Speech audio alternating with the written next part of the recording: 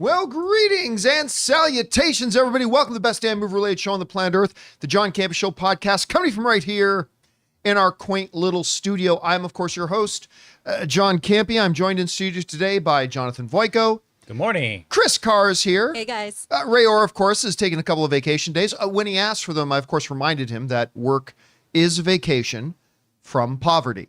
And if you know that reference, good on you. Anyway, guys, most importantly, you guys are here. Thank you so much for being here, making our little show part of your day. And here's how our show's going to go. We're going to start off by talking about a few predetermined topics.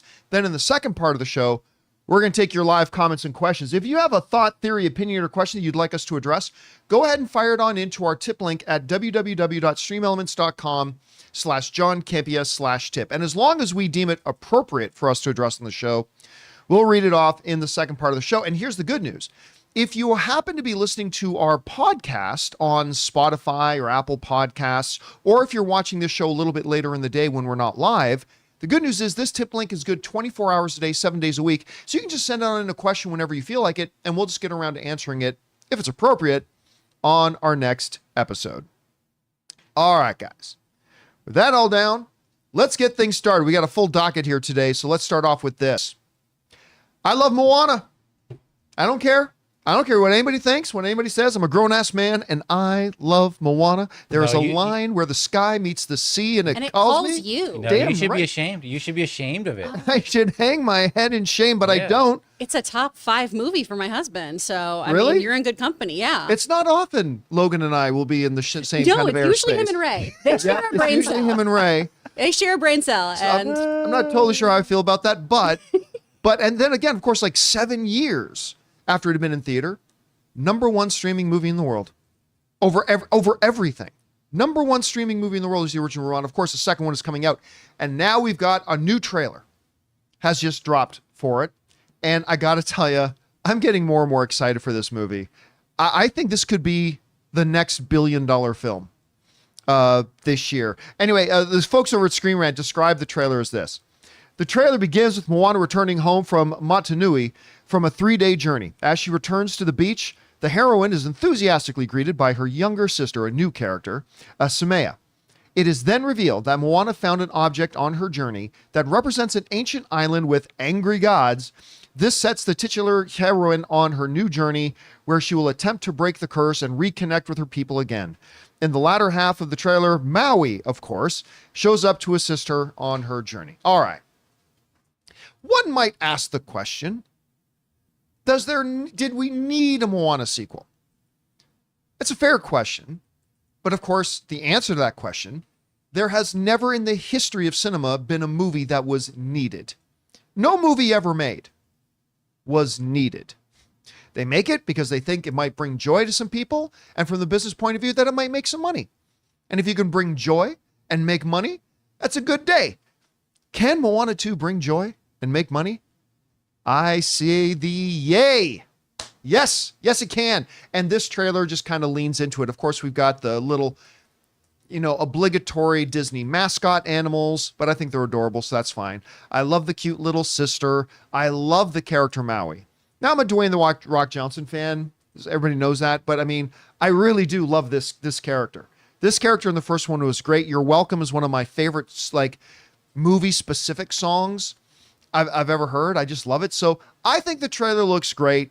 Is the best trailer of the year? No, but super enjoyable. I cannot wait for this movie. Chris, you had a chance to check out the new trailer for Moana 2. What do you think? it looks adorable. It looks really cute. And this is a movie, too, that I can understand the justification for a sequel, because we end with Moana and her, compatriots finally going out in the ocean, exploring new places.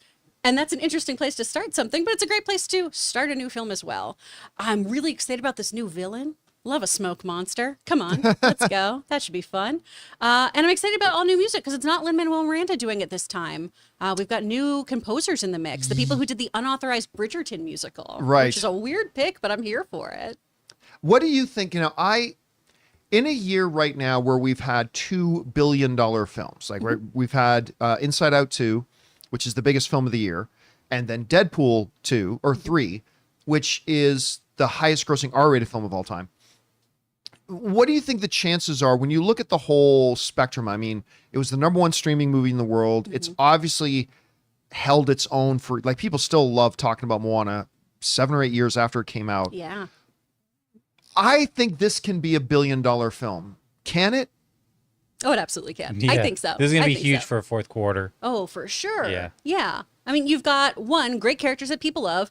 Hopefully, music that people love. That's an absolute earworm. Yeah. Kids usually like to see these movies on repeat. Heck, adults do. This is, I mean, I know my husband is just a special brand of cute, but this is his, like, Moana's his Special brand of cute. This is his go-to movie when I'm out of town. Is he sits there and watches Moana and sends me like reaction videos of him and the dogs watching it. So Why do you often describe your husband like one would describe a platypus?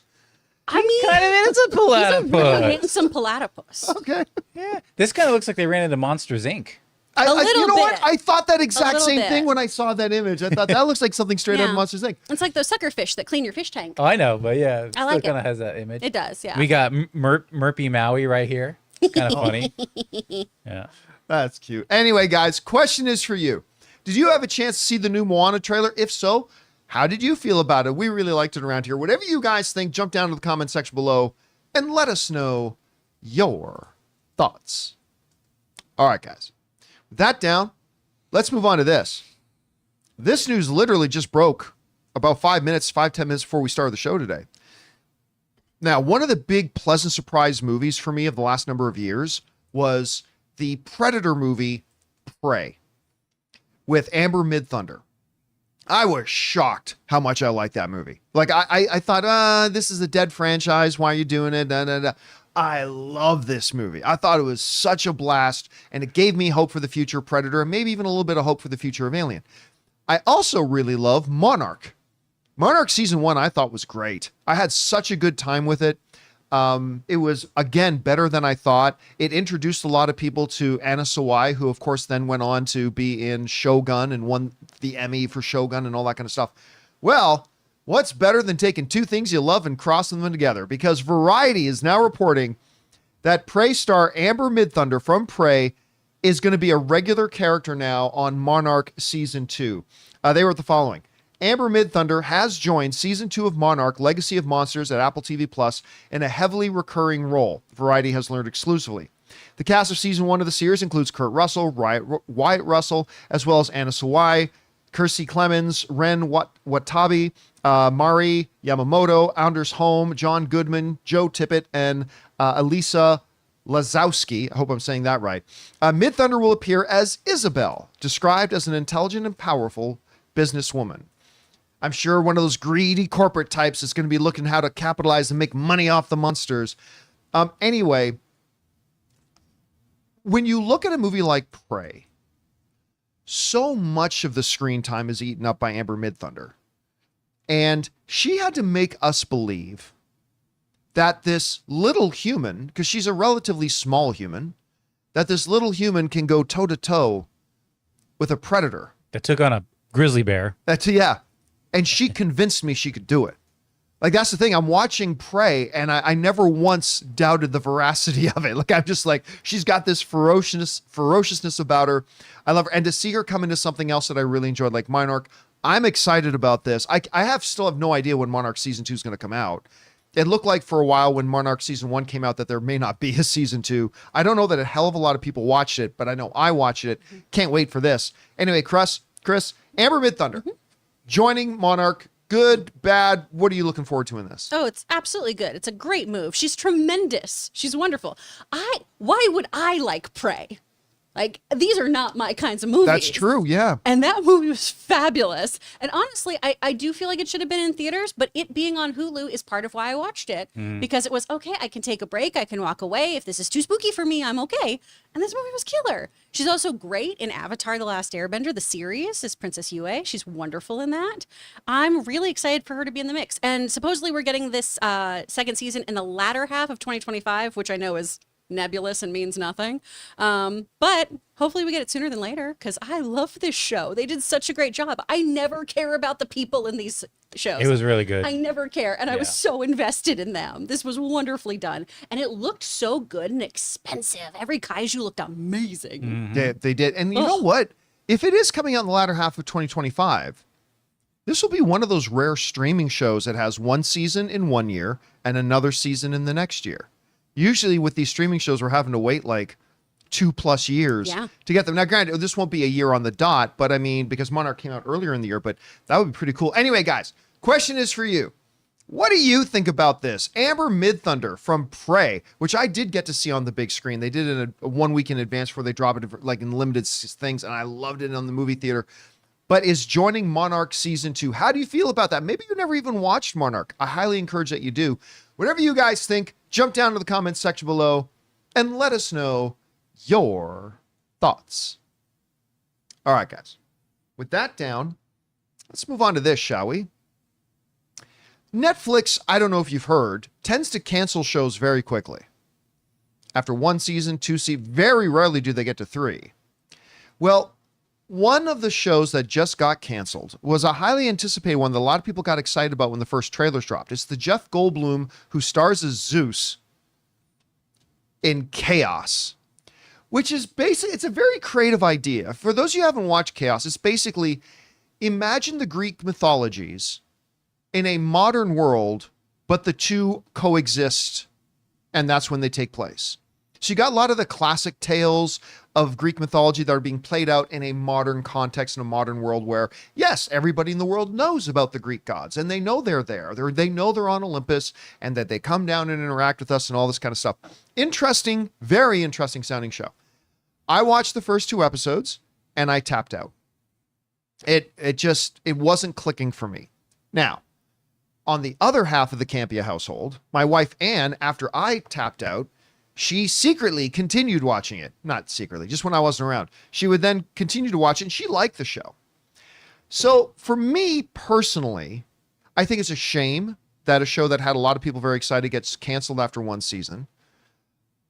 But for me, I don't really care because I tapped out. I wasn't going to watch another episode anyway. But anyway, we have somebody in the room who has watched the series and really likes it. I loved it so much. Chris, how would you describe Kaos to people? And then ultimately, how do you feel about the news that it gets canceled? Oh, man. I mean, it's mostly the tale of Eurydice and Orpheus, but with a Jeff Goldblum energy to it. I mean, this guy as the king of the gods. Tracksuit Mafia Zeus. By the way, he is great in it. He's fabulous in this. He's such a dick. Oh, he's so good. Everyone in this show is great. Oh my gosh, the songs in it are bangers too. It's got a great soundtrack. There's an original song that was written by Bestiel for it that you can listen to on Spotify if you really dug this show. I'm really, really bummed that this is not getting a second season because we were ending in a really interesting place. I don't want to spoil it for anybody, but it was making some really cool deviations from Greek mythology. It was doing some really cool world building. There were really interesting moments with the dynamics of these gods. I also just have a real soft spot for this kind of storytelling too. Anything that's based in mythology, anything that has this kind of F the gods energy is really, really my cup of tea.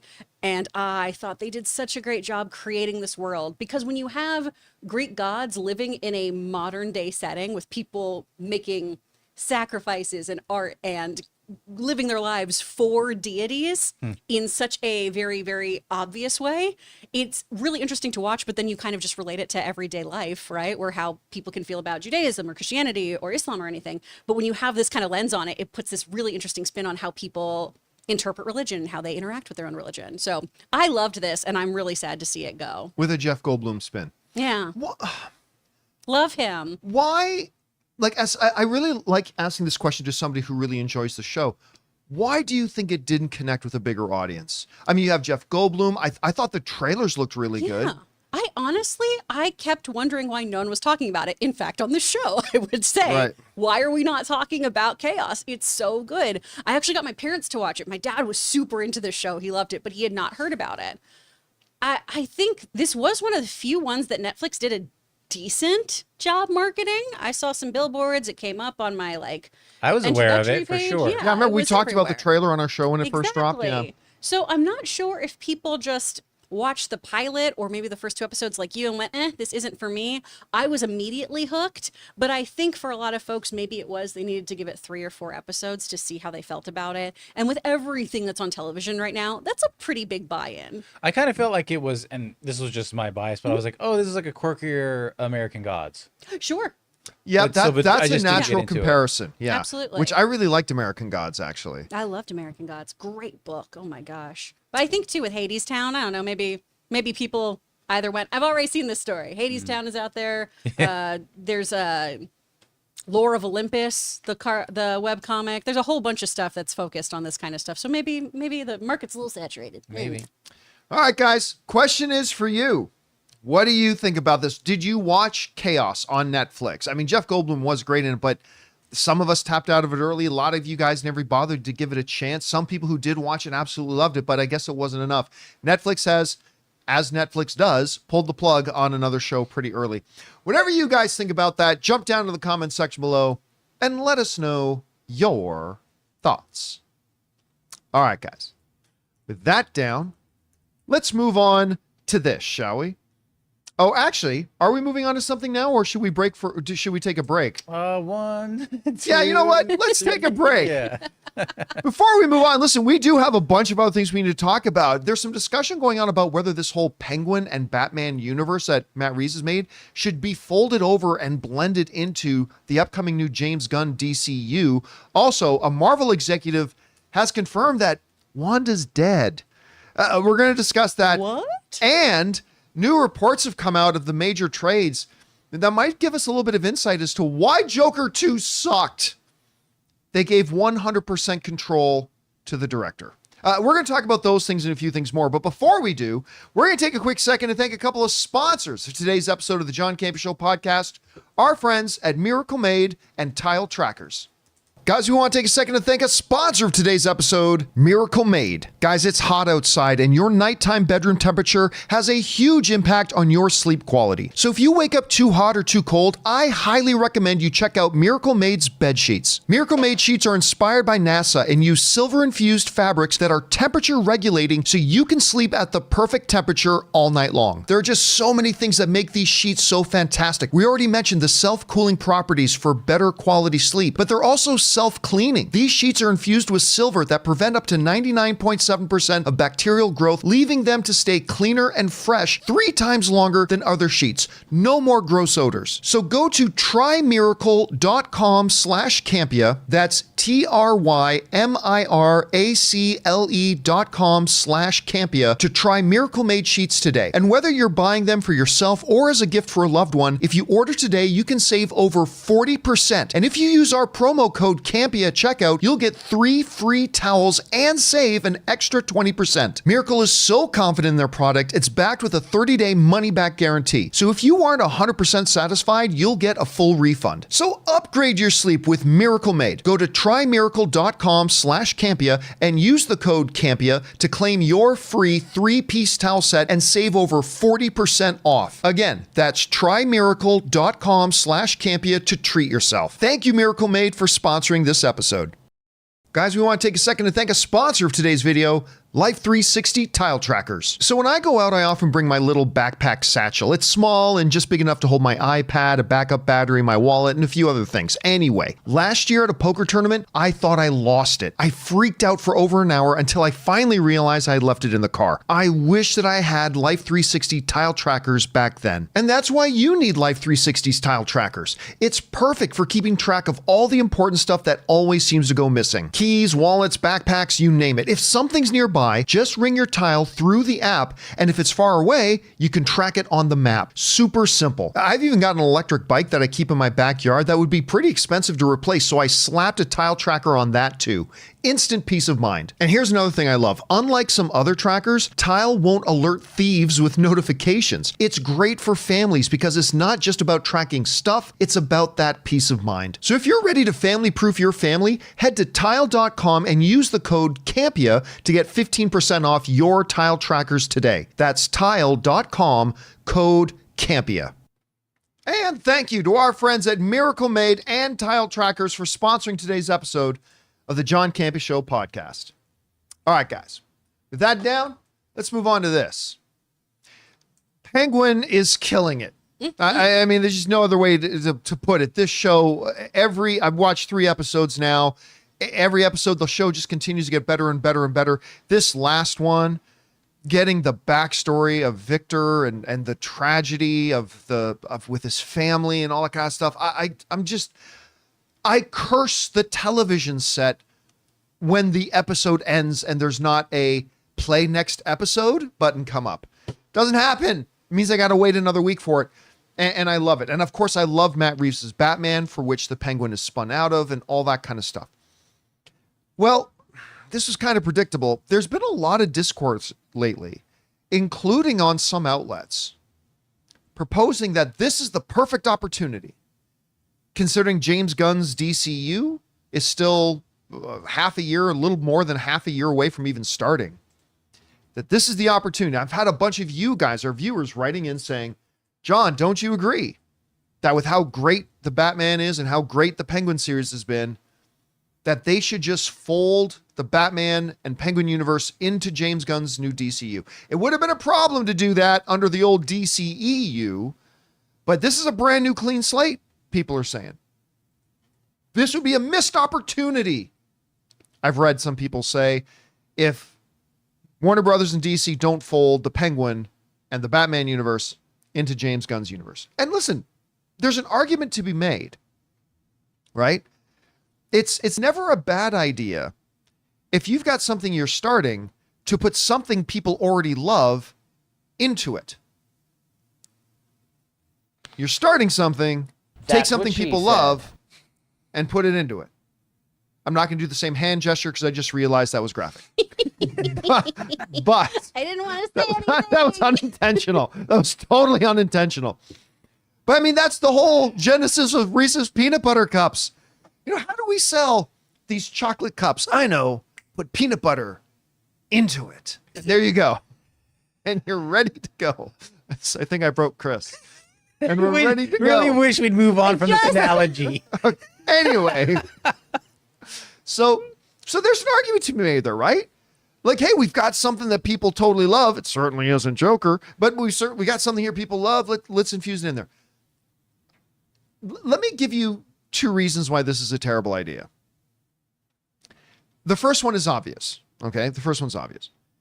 Is that this whole Penguin and Batman world was conceived as its own standalone thing, much like Joker was. Like, I never understood before Joker 2, when all we had was Joker and the Batman, people think, oh, they should mix the Batman and Joker together. I'm like, no way, those two iterations of those characters would never blend well on screen together. To me, it made no sense. But yeah, so it was made for its own standalone thing. But here's the real thing. Part of the reason I think that the Batman and now Penguin work so well is because they are grounded. And I don't mean like just comic book definition of grounded. I mean, really grounded. This happens in a real world. Mm-hmm. What would it be like if these larger than life characters actually existed in an actual real world? And that's part of the appeal of it to me. Penguin to me doesn't work where the way this Penguin is. This show suddenly stops to work if a woman in tight Daisy Duke shorts and a golden lasso jumps out of the sky and says, "By Hera, tell me the truth. The mixed slushies are the best." That's my truth. Gotta mix them. I love that line. I mean, it doesn't work. It doesn't work if a Nathan Fillion glowing green with a shiny ring comes flying down to the sky and makes a giant mallet hammer going boom, boom, boom, hitting the bad guy. That doesn't work. All of a sudden, everything that makes Penguin feel so visceral and feel so real disappears. You know, it's the funny thing because a lot of times comic book movie fans want grounded and gritty and real, but they also want the spectacular and the supernatural. But sometimes you just got to accept you can't put two things together. Sometimes the individual parts need to be individual parts and they don't work. So Chris, when I look at this, I'm so excited for James Gunn's DCU. Mm-hmm. I am ravishingly excited for it. I cannot wait. And I love Penguin and Matt Reeves is the Batman. But I just don't think it at all is remotely sane to think about putting these two things together because they do not work with each other. They're great on their own. Well, hopefully the DCU will be great. But if it is, they'll be great on their own because they're unique. I don't see them putting together. What do you think about the argument that some people are making that they should try to cross them over, cross the streams, if you will? Mm-hmm. Is there an upside to be had there? What's the downside? How do you see it? To these lovely people who would like this to be, the main universe and canon and all of that, I say respectfully, no, thank you. I want Batman's villains rogues gallery to eventually get weird and not be grounded. I want to have a ridiculous Clayface situation and not have you explain some pseudoscience at me. I want Poison Ivy to show up and for her to be as weird and theatrical as she wants to be. I want these villains to be bananagrams, and I want them to make sense with a man from Krypton, right? With an Amazon. You can't do these kinds of things. It's almost like the Batman animated series that recently came out. I really enjoyed. I very much liked it, the one on Amazon. But then we got ghosts in it. And it was too early for supernatural things to happen in that show, in my opinion. And it felt weird to have that, where it was people who were donning costumes and deciding to take to the streets of Gotham for whatever reason. Yeah. It just felt out of place to have that kind of supernatural aspect in there. And that's not even me bringing in something like Man-Bat or aliens or cyborgs. Solomon Grundy or something. Or Solomon Grundy, yes. Clayface. Yeah. Exactly. And the way they did it in the cartoon for Clayface actually was really fun. I really enjoyed it. Oh, yeah. But it just doesn't make that much sense if you do want to have your traditional comic book kind of stories. Right. They do need to have some kind of cohesion through them. Batman should be potentially your grounded character who then is thrust into a world that is so beyond him because he is just a man. But then that's the part that freaks out the other members of the Justice League. Yeah. Right? Are you seriously just a guy dressed as a bat? What does Superman call him? The most dangerous man in the world. Yeah. Yep. He knows how to kill everybody. So I really like this as an Elseworld story. I love being able to explore Gotham in a very grounded way, but then I want to get to ridiculous Gotham. I want things to get crazy, and I want it to set up a world for Batman Beyond where people are injecting themselves with animal DNA. That's not going to happen. You're not going to see this penguin shooting from an umbrella gun. No. He's so dumb. Yeah. God bless Burgess Meredith, though. I mean, I would say this to people. Like, I'm already seeing people saying, John, Batman can be in a thing with Superman. The issue isn't really Batman. The issue, when you look at what Matt Reeves has created, is Gotham. That world that Matt Reeves created is not a world with golden lassos and magical lesbian islands and mystical galactic green rings and cybernetic armored guys. That it's Gotham. It's the world. The world that Matt Reeves created is not a world that all that stuff fits into. The world that the MCU has was designed to house all those things. The world that James Gunn is putting together is designed to house. So the Batman that's going to be in James Gunn's DCU can absolutely interact with all that, magnificent, spectacular, otherworldly kind of things, because that's the world they're creating. But in the world that Matt Reeves created, it works because it doesn't have all that stuff. And that's why I don't think they're going to be able to cross that over. Anyway, guys, question is for you. What do you think about this? I think this is a topic that's only going to be debated even more as Penguin goes on and continues to get better. But do you think they should just, Penguin and Matt Reeves' Batman are working. Let's just bring them into James Gunn's DCU. I don't think they should do that. Maybe you do. Whatever you guys think, jump down to the comment section below and let us know your thoughts. All right. With that down, let's move on to this, shall we? Speaking about ongoing debates, ever since Doctor Strange: The Multiverse of Madness, there's been a lot of debate as whether or not Wanda, aka the Scarlet Witch, is actually dead. We had that big companion tabletop coffee table Marvel book come out that definitively laid out Wanda Maximoff died here. But that can mean something. It can not mean something, right? This is, of course, comic book world. That debate is only intensified with Agatha All Along, a show which, by the way, I am really enjoying. Not as much as Penguin, granted, but I'm really enjoying Agatha. Totally different kind of show. Where Wanda has been mentioned several times in the show, including in the first episode. Like, literally, they find Wanda's body that was crushed beneath stone in some place in Europe and moved here. So a lot of mentions to it. So that's led some people like myself who thought, you know what? I think Elizabeth Olsen's done. I don't think we're going to see Wanda again, to go, I don't know. Like, I still don't think she's going to come back, but maybe. Well, an exec at Marvel has just kind of chimed in on this. Her name's Mary Livanos. She's a producer and executive producer for a number of Marvel projects, including WandaVision and a bunch of others. And she was asked specifically, is Wanda dead? This is what she said. When asked about the fate of Scarlet Witch, I guess she dead, Livanos replied, after the events of Doctor Strange and the Multiverse of Madness, Wanda was taken off the table. So I think fans will have to tune in to find out more. That's all I can say. Is she dead? She's taken off the table. She's not a piece of the game anymore. She's off the table. That's just another way of saying she's out of the picture. To me, this just reinforces what I've been thinking all along, that they literally did end Wanda's story. And I think Wanda, other than Tony Stark, I think Wanda's story has been the most well-developed, most well-traveled story arc in all of the MCU. Even better than my favorite MCU character, Steve Rogers. I think her character arc and her storyline, the way her life has gone, has been even better than Steve Rogers.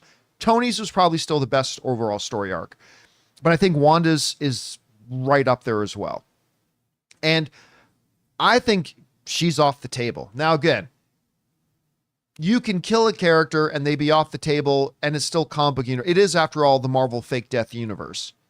So, I mean, the possibility is still there that they bring her back, but they just keep saying, guys, she's dead. Guys, she's off the table. Guys, she's gone. That doesn't mean she won't have impact or some influence on what goes on in the shows. But yeah, Chris, I'm going right back. I know I've been swinging like a pendulum on this a little bit, but I've always kind of believed if I had to put $5 on it, Wanda's not coming back. This just kind of reinforces it for me. I know you don't trust anybody. No, I don't trust or love anyone. So what do you make about these comments, and what ultimately do you think is going to happen with Wanda? I think maybe that Wanda's dead. Really? So you think we're going to get another variant? Secret Wars is coming up. I think it makes sense for them to just throw whatever at that. I don't think anyone in that capacity is off the table. And I think Marvel has the ability to be very cheeky and say, oh, yeah, the Wanda Maximoff, who we followed her story, is no longer with us. She's off the table. Okay, well, you've also introduced us to a world where there's other Wandas. So, I don't know. I just don't trust it. But I understand people's kind of disdain for her Breaking Bad technically in a post-credit. And I personally would like to see a little bit more with Wanda, just so we could have, I don't know, some kind of resolution for that character aside from her just dying and realizing that she was being shitty. I'd like more of her. And also, she's just such an incredible actress. I'd love her back in there if she wants to be. Yeah, there are a couple of problems, though, with bringing. We talked about this before. Yeah, for sure there are. She is so overpowered. Yeah. Now, of course, you can make the argument she no longer has the Darkhold, so maybe they can depower her, bring her power level down a bunch. I mean, they never got her to her comic book level power where she can literally change Manipulate reality. all reality. Yeah, like no more mutants. Poof. No more Avengers. Poof. Or whatever like that. Also, people keep talking in the live chats like, well, I mean, they could use her kids and see. She doesn't have any kids. Wanda does not have any kids. The kids you saw in WandaVision were figments of her imagination. They were not real.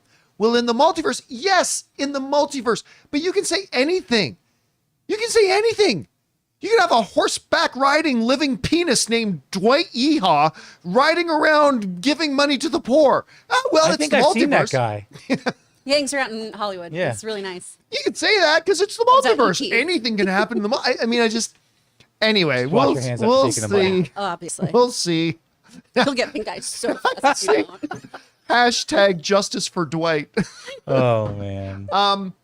I don't like where she said fans will have to tune in to find out more. That's either stringing us along or there's just come out and say it. What you just said is not true. Well, you and just gave me that's there because people are speculating that Teen is Billy. right. Oh yeah. So Yeah, by the way, and I still don't think he is. But John, there was a toy leak. We've seen those toy leaks be wrong several times. I'm just saying because, number one, the age is completely wrong. Number two, in episode 3 of WandaVision, when they're trying to combat the poison that they've got, and they're trying to make a potion to combat the poison. Oh, episode 3 of Agatha. What's that? Episode 3 of Agatha, Yes. Okay. Somebody goes, oh, well, you have to boil it. It's supposed to be a cauldron. A sous vide. Is that what it's called? Mm-hmm. A sous vide. And the teen says, yeah, my dad loves this thing. He uses it all the time. Mm-hmm. I just think that's an interesting little... He comes from a family life. He's got a home. He's got a family life. He's got a dad. He's got... And it ain't Wanda. Anyway. He could be a magic baby, though, John. He could be a magic baby from that modern family world where Vision is a nice Phil Dunphy kind of dad, and maybe he sous vide stuff all the time.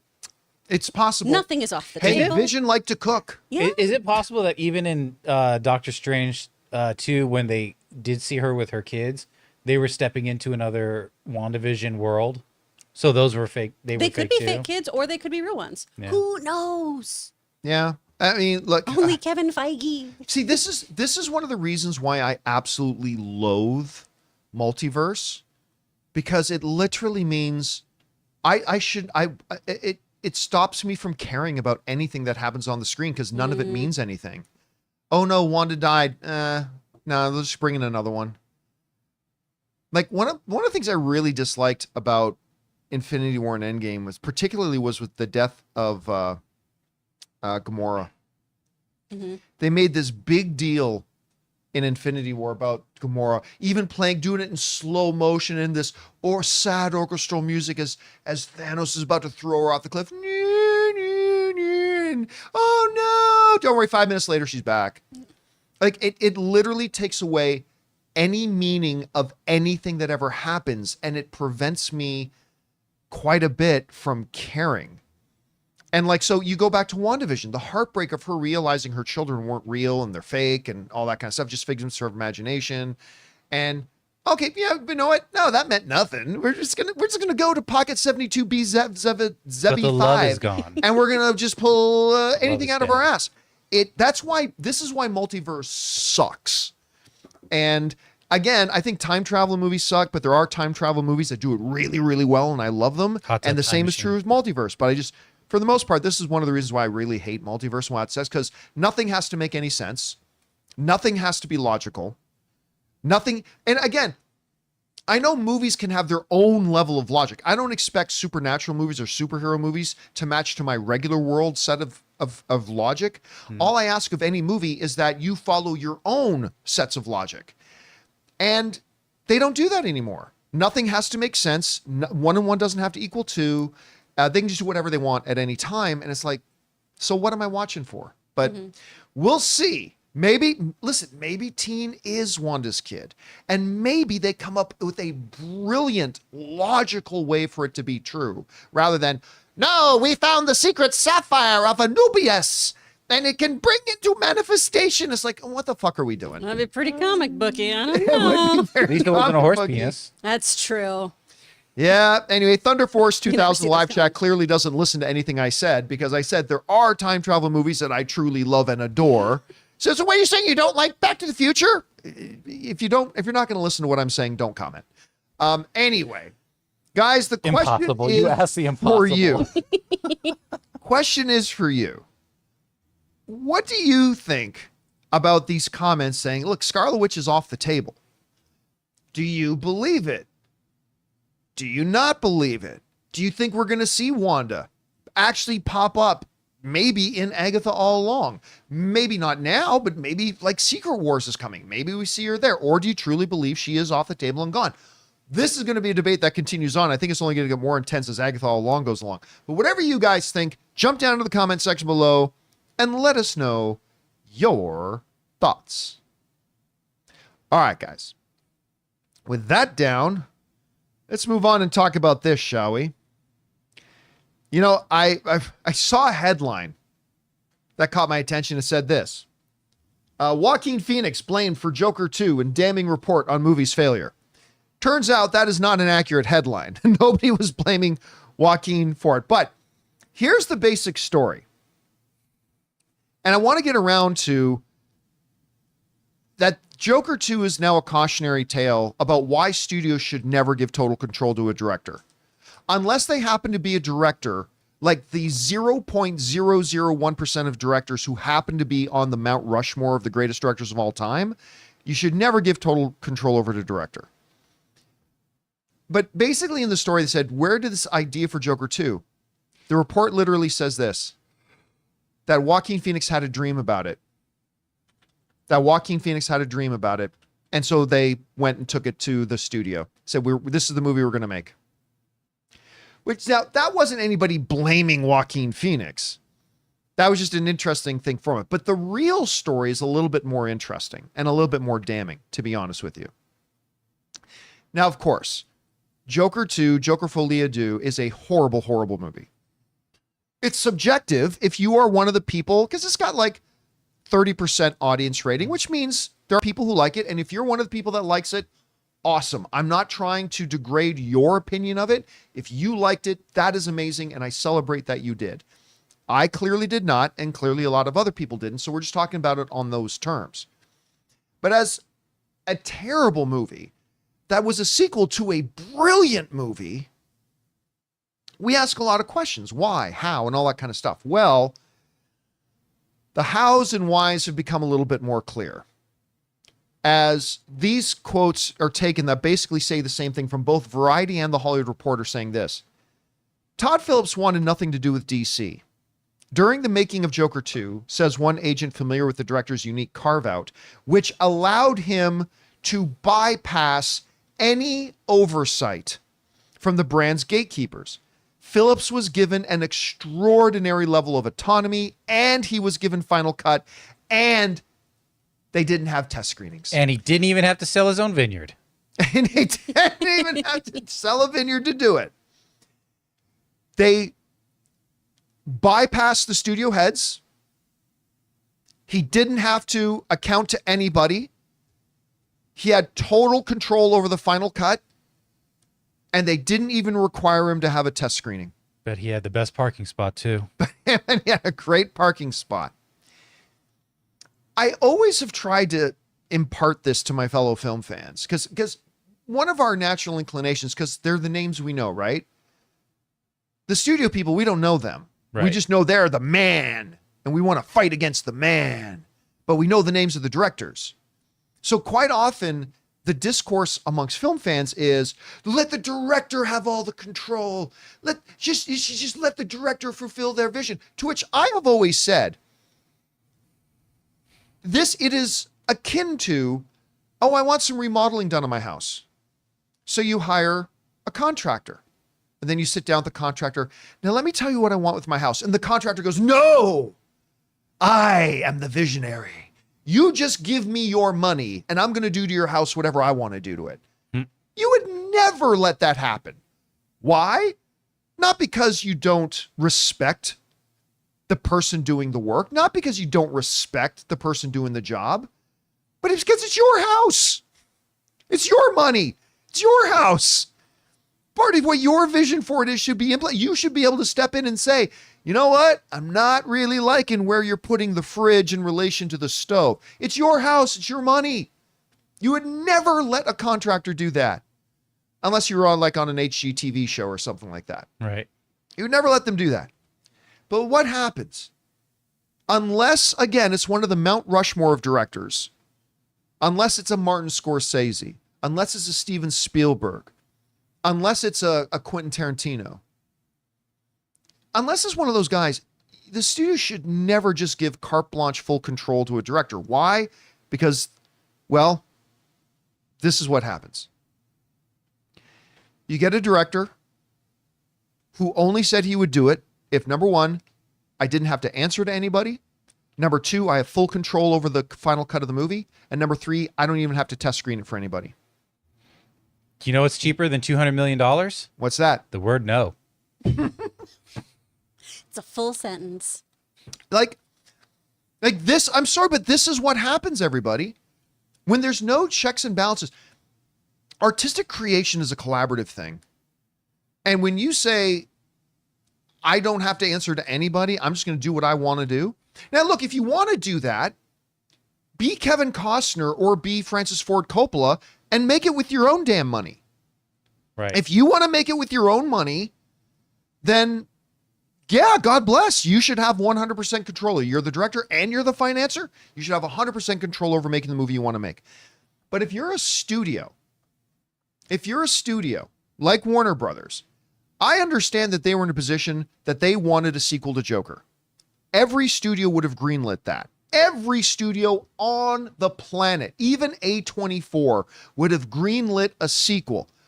But would they have been dumb enough to meet the demands of the director saying, I want no oversight, I don't want to answer to anybody, I want to have total final cut, and I don't even want to have to test screen it for anybody. I get 100% control of this movie. You just cut me the checks. Because at the end of the day, if you're Abby and the heads of Warner Brothers Pictures, or even if you're David Zaslav, the head of the company as a whole, you just got to say no. You got to say no. Like, listen, we really want you to make this movie and we want to fund you and we'll even give you a $200 million budget. But here's the thing, Todd, it's ultimately our movie and we got to be able to say, we don't want the fridge here. We want the stove there. It's our movie. It's our money. We'll give you more control than maybe most directors, but final cut, no test screenings, no oversight, no notes, no reporting to anybody. And because I'm sorry, guys, this is what people often say, John, why are you so anti-director? I'm not anti-director. I'm just anti-director being given full autonomy. Because what you get as a result is Joker 2. Mm-hmm. And I ultimately think that Warner Brothers was smart to want a Joker 2. Warner Brothers was smart to greenlight a Joker 2. The mistake they made was agreeing to just cut a check and saying, we're just going to close our eyes and you tell me when we can open them and say surprise. Joke's on you. I mean, it's a disaster. It's an utter disaster.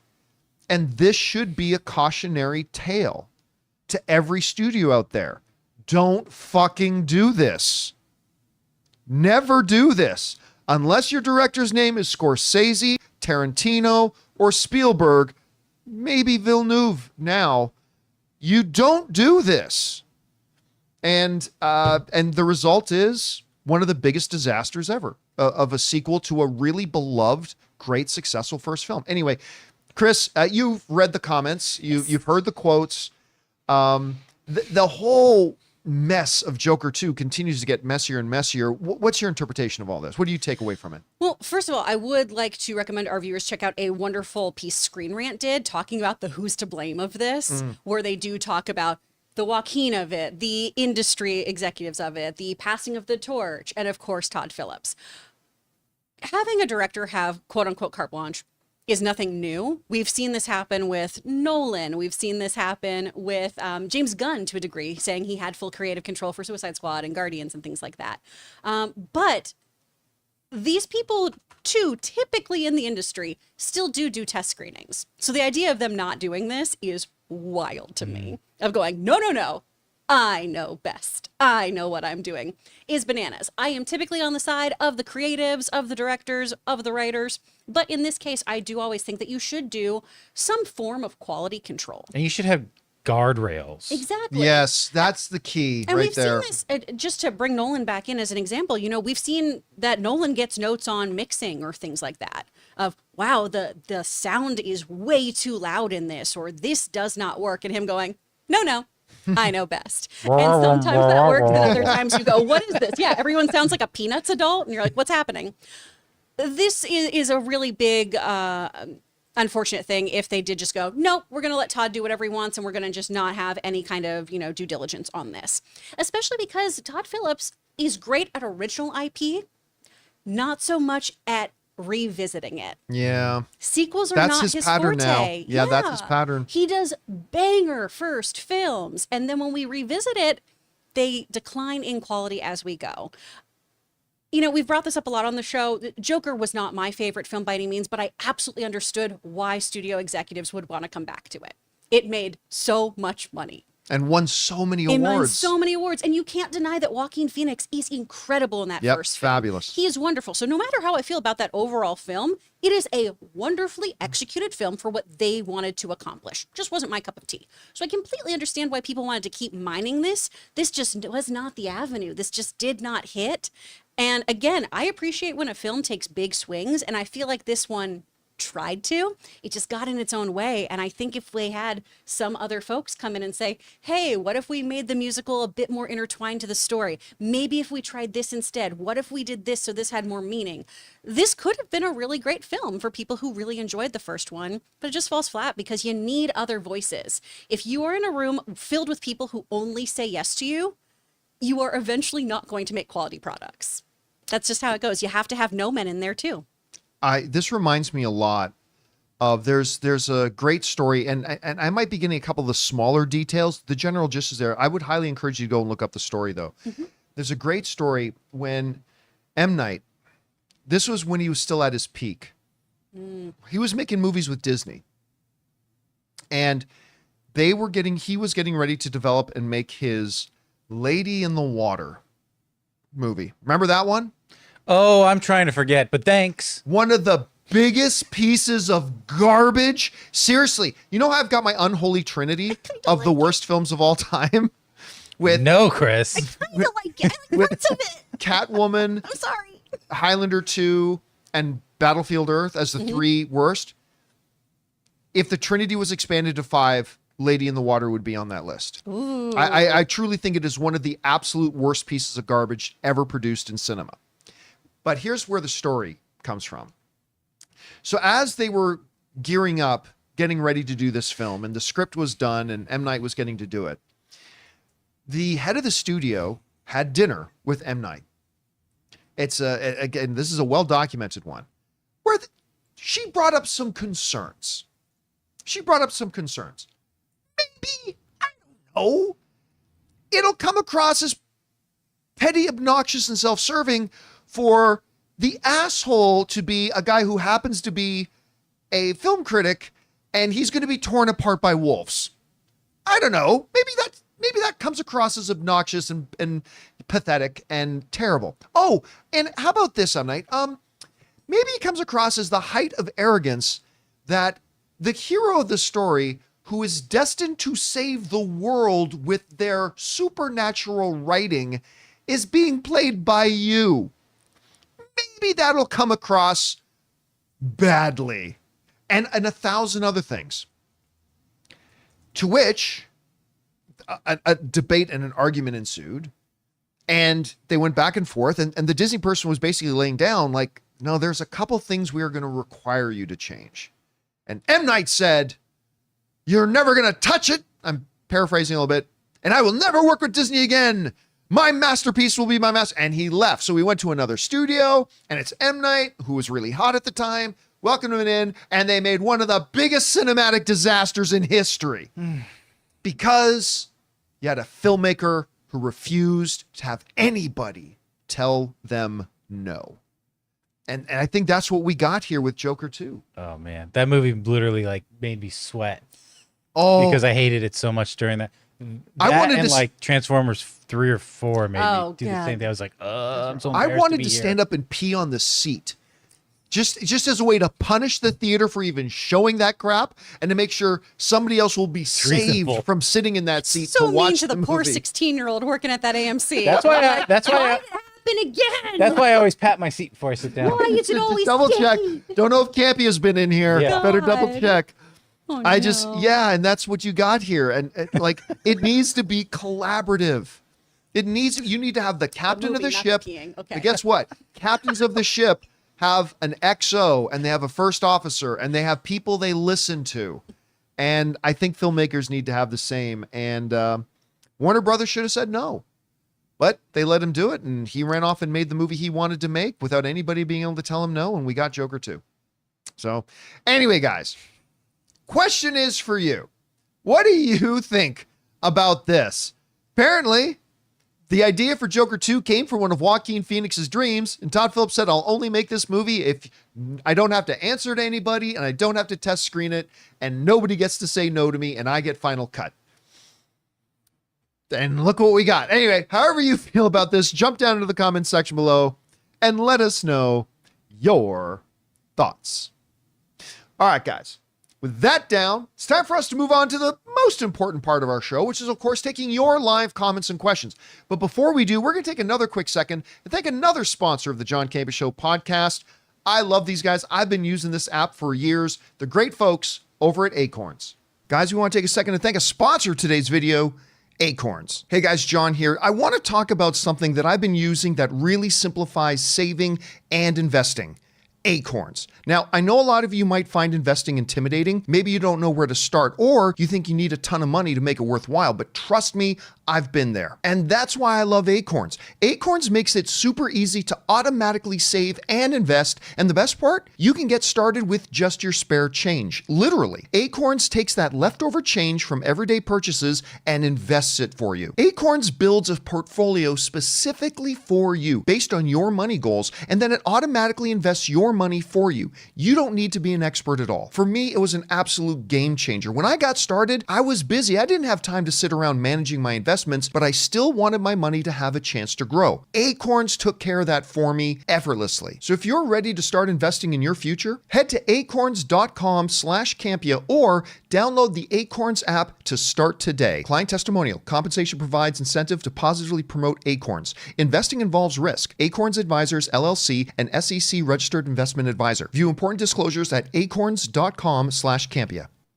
And thank you to our friends at Acorns for sponsoring today's episode of the John Campea Show podcast. And listen, they're not paying me to do this, although they are sponsoring today's show. John was literally about to tell this. Chris, we were off air. I was about to tell Chris why she totally should use it. Yeah. The great thing about Acorns, okay, and I highly recommend this for people, if you, especially for people who've never done any kind of investing at all. So what you do is you connect your bank account to Acorns through the app, right? And then you basically tell it, whenever I use my debit card to buy anything, let's say it's $2.70.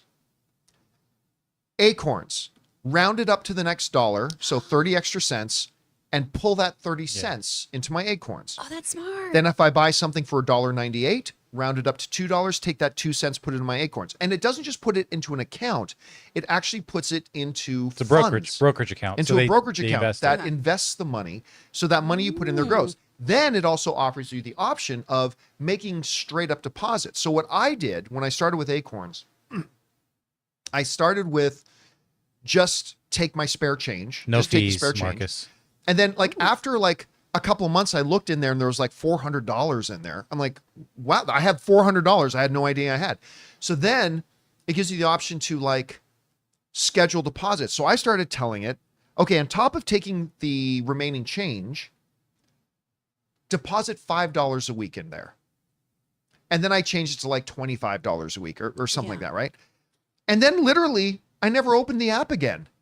And like sometime later, I opened it up, I had like, oh, you have $5,000. Yeah, it's just a great piggy bank kind of thing. Because the deposits, the spare change, and the investment growth, and all of a sudden it was there. It's just a wonderful little tool, and I highly, highly, highly recommend it. Sweet. If you have kids, you can like, for me, I set up accounts for them. So when they're 18, they're called, I forget what they're called, but like, the name is beyond me right now, but you can set up accounts, and then when they turn 18, they can take ownership of the accounts and stuff like that. I don't trust family with money. You can do like, well, they'll be 18, but you still don't trust them. Yeah. But. Well, so anyway, guys, do check out Acorns. They didn't pay me to do that whole blurb. It's just, but I really think it's good for people.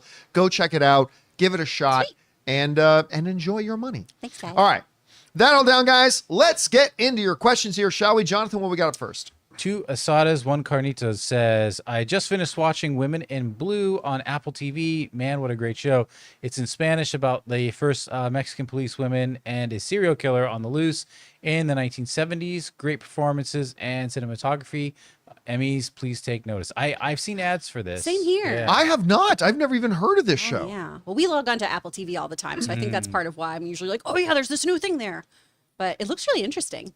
You know what? I think I'm going to start. I've got one of those streaming boxes where you can like program the buttons on your remote. I think I'm going to program one of the buttons just to be an Apple TV button because I really should be opening it more. Yeah. There's so Okay. much good stuff. And you have to see catch stuff up like on that Bad flies Monkey. under my radar. Yeah. And then this flies under my radar, so I'll have to check it Yep. out. All right. Yep. What's next? Okay, we got Henry who says, unusual comparison, but Joker 2 reminded me so much of the Seinfeld finale. Both use a court trial to rehash old plot threads, and endings alienated the core audience by finger wagging at them for having been invested in the characters. What do you think? You know, I never would have thought of that, but that's not a terrible comparison, actually. It's like the finale, like Seinfeld, which is one of the greatest shows ever, is also maybe one of the worst series finales ever. And again, you're right. It's just a court case rehashing everything that happened previously. That's all Joker 2 was. Let's revisit everything that happened in Joker 1. And then we'll throw in some meaningless musical numbers. So it's not one I would have ever thought about, but I think you're right. I think the comparison is apt. I think you're onto something there. All right, what's next? Okay, Shiny and Chrome says, John, one thing I haven't seen confirmed about Rings of Power is the show supposed to be connected to Jackson's film. No. We will we see similar designs of Sauron in armor, the Balrog, and Narsil, the sword of Elendil. Even Gandalf's staff looks similar. You know what? The biggest argument for the connection is the picture perfect Balrog. See I was wondering if they had to get licensing to do that because it was identical. Maybe. Look, I'll say this. I don't think it's connected, but I'm not 100% sure about it. Like the interweaving web of rights is so convoluted on this, and I'm not really 100% sure, to be honest. Ultimately, really, I don't care. All I know is that this story, this show that I'm watching is pretty damn good. How it does or does not equal up or line up with Peter Jackson's The Hobbit and all that, or Peter Jackson's Lord of the Rings films, or even by extension, The Hobbit, I don't really care.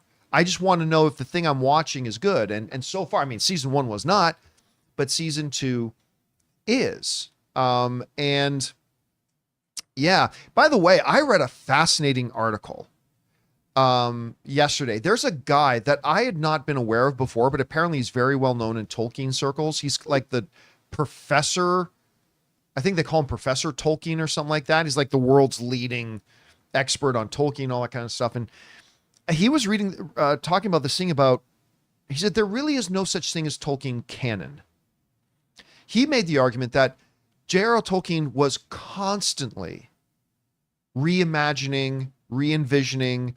Like he had things where like, I think he was writing that like Gandalf in his main rise didn't show up until the Third Age.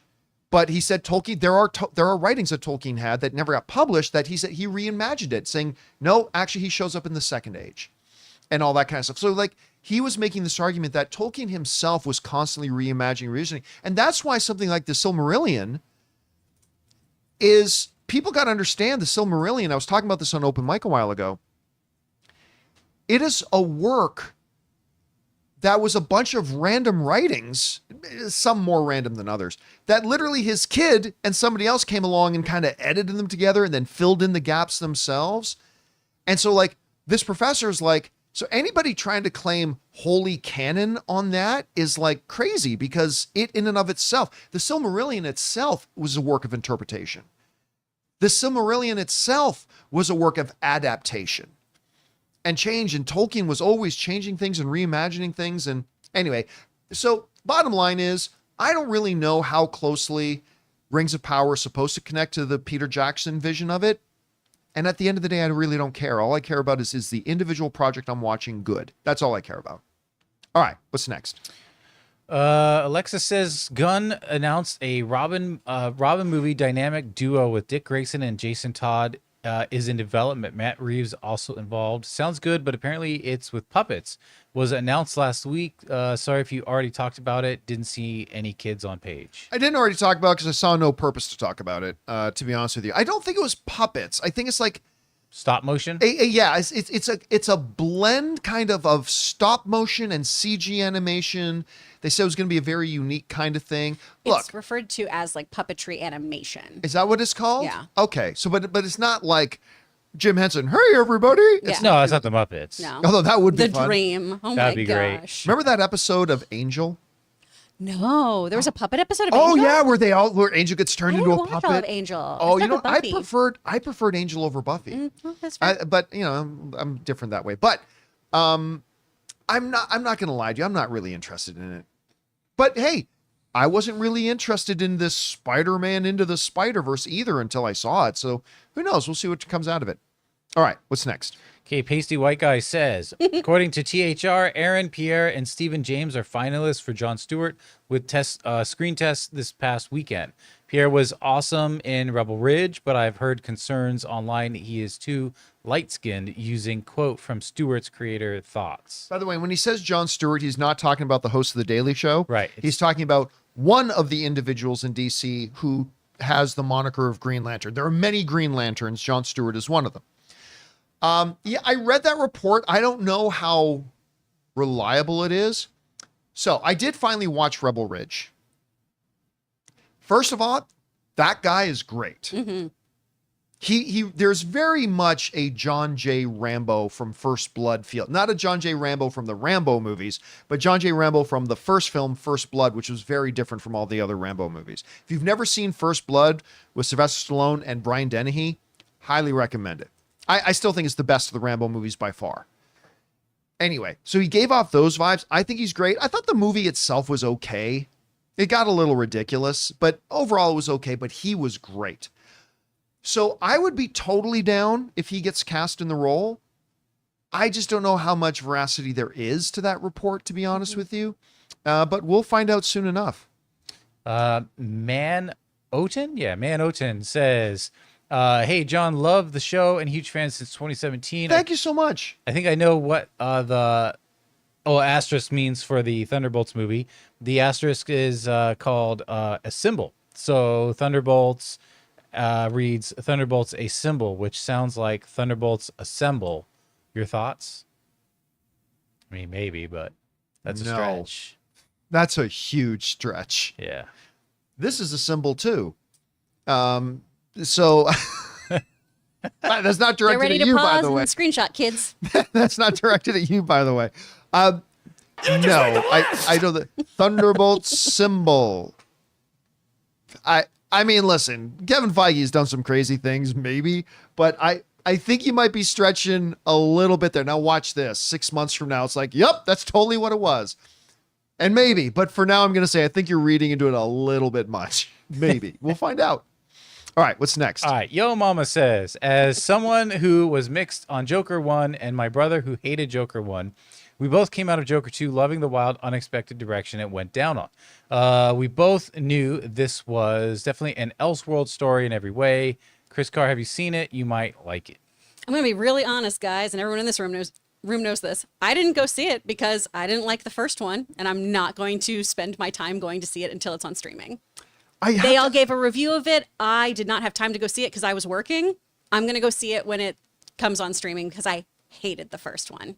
I have to ask this question. Look, I celebrate that there are people who enjoy the movie. I think I want everybody to love movies, even if they're movies I don't like. But I do have to ask the question. When you call it the wild ride, what was remotely wild about this movie?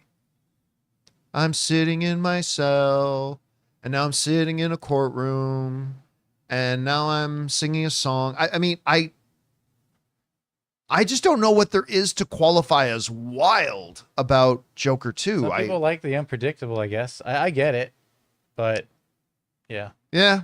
But hey, listen, that's the beauty of film, man. It's Yeah. art hits us all in different ways. If you And loved it. sometimes it hits some of us negatively, sometimes it hits others positively. Yeah.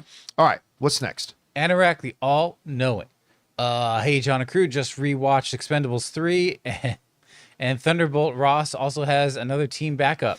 Also had a blast at LA Comic-Con as Dr. Doom. Nice. I also can't wait for next year's Marvel movies. Hopefully some Blade, Justice in November.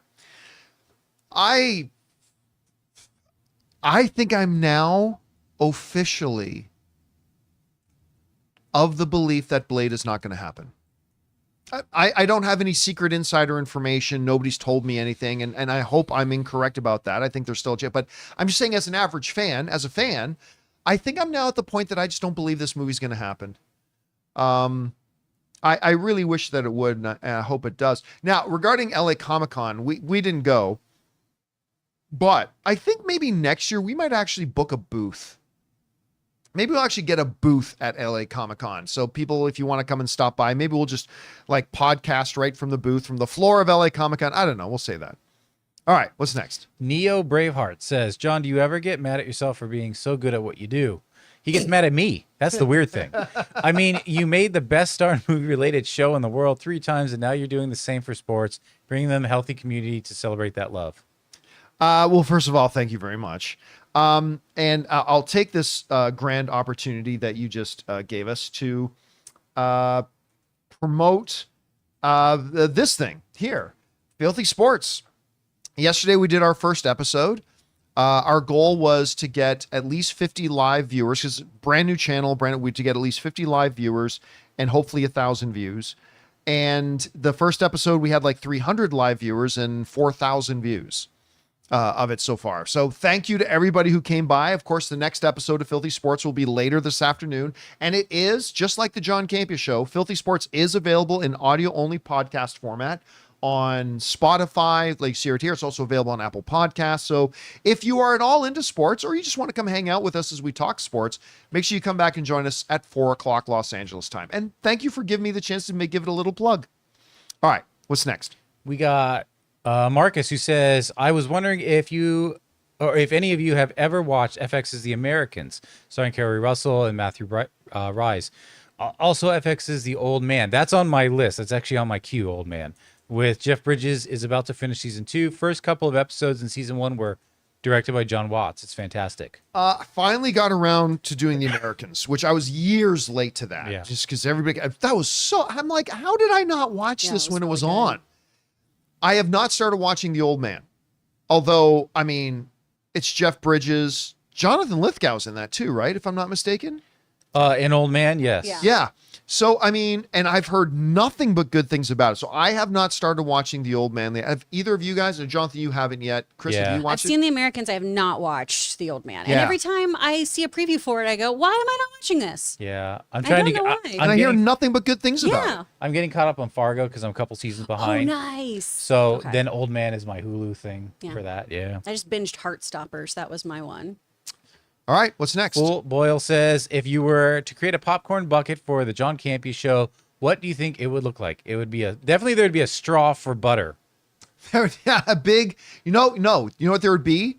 A built-in funnel for butter. Well, there you go. Like a little, I think if I were to do, hold on, put the camera on you for a second, Jonathan. Oh. It's just so I can, here's what I would do. I don't think I like where this is going, but let's do this. Okay, so, all right, you can come back to me here. So a fan made this for me a while ago. Let me see if I can make it so you can see him well. There you go. So a fan made this for me, this incredible figure. And by the way, the lightsaber lights up and everything. And he included, if you see over here, those of you who are longtime viewers know this guy. This is Felipe, the sentient dancing microphone, who has been mentioned many times on the show. And so I think, were I to do, let me go, I'm moving the camera around. And there we go. I think if I were to do a popcorn bucket of the John Campea Show, I think it would be Felipe, the sentient dancing microphone, with the top of his head opens up for the popcorn, and then off to the side where there would be it would look like a microphone cable, would also have a little funnel on the end, so you can just pour butter so it goes right in and soak into all the popcorn. That's what I would do. All right, what's next? Don't You Blame the Movies says, thought I'd share some films I nearly walked out of. Independence Day 2 and A Violent Nature, Only God Forgives the Devil's Inside, or the Devil Inside. I don't think I've ever done it though. Even with unlimited card, I become picky as life's too short to sit through crap. It sure is. Yeah, no, it's true. Listen, movies are meant to be. Oh, and I should really adjust this. Oh yeah, just nudge it. Entertainment. There you go. There we go. Movies are meant to be entertainment. And if you're not being entertained, you are under no obligation to stay for a movie. You should, if you got other better things to do with your time, get up and go. I highly encourage us also using this practice in dating. If you're halfway through a date and you don't think it's going well, just say, you know what? I'm just going to go. Just go, because you got better things you can do with your evening. Like, go sit at home and watch John Campea on the YouTube channels or whatever. But there's other things you can be doing. So yes, absolutely. I highly encourage walking out of movies if you're not having a good time. All right, what's next? We got Sydney Passenger, who says, I would highly recommend the short film Sherlock Holmes Memories of Murder, available free on YouTube. It reminds me of a bit of Shutter Island mixed with Sherlock Holmes elements and also has an interesting message about franchises. Huh. Interesting. Look, I highly encourage people to make projects and put them up on YouTube. It's a great avenue to express your creativity. Thanks for plugging it. All right, what's next? Let's see.